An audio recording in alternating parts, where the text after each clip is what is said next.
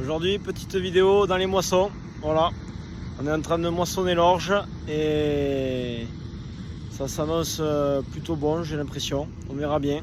Donc je vous montrerai aussi derrière la moisson, on sème le couvert de sorgho piper et de radis fourragé pour faire les couverts d'été et ça nous servira aussi en SIE pour la Pâques.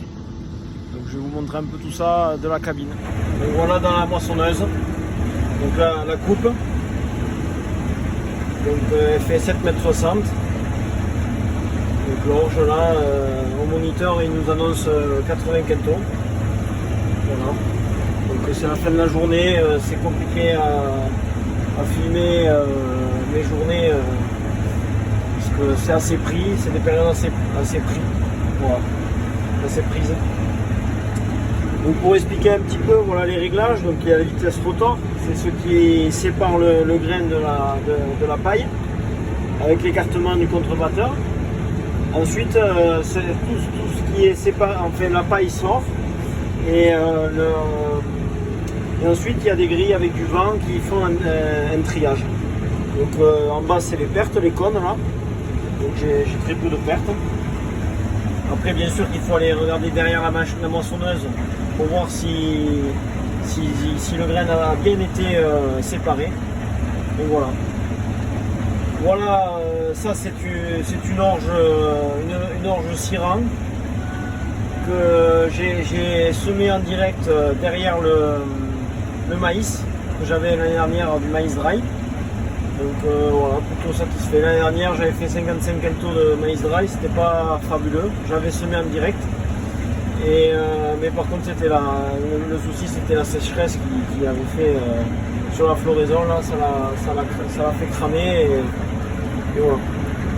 Donc j'ai mis les releveurs là, les petits trucs blancs qu'on voit parce que la récolte s'est un peu cassée avec la pluie qu'il a eu. Pour essayer de récupérer le maximum, on a mis les releveurs pour être parfait, enfin essayer de ramasser le maximum de marchandises. Bon, ça c'est fait pour et ça marche super, ça marche plutôt bien, ils sont efficaces ce qu'on a. Voilà. Donc assez content, l'orge en direct derrière le maïs, faire 80 quintaux, je pense que peut-être ça va être l'un des meilleurs rendements. Je dirai ça la prochaine vidéo, combien j'aurais fait. Voilà. Et donc peut-être si le soleil se couche pas, je vous montrerai le semoir qui est en train de semer le couvert derrière la moissonneuse. Donc du sorgho piper avec du radis surtout que c'est une année assez humide. Et du coup, tassement du sol, enfin, on rentre avec les machines, la batteuse elle pèse 20 tonnes. Enfin, on matraque un peu les sols là. Mais bon, il faut ramasser. Sinon, on ne sait pas quand est-ce qu'on va pouvoir ramasser quoi.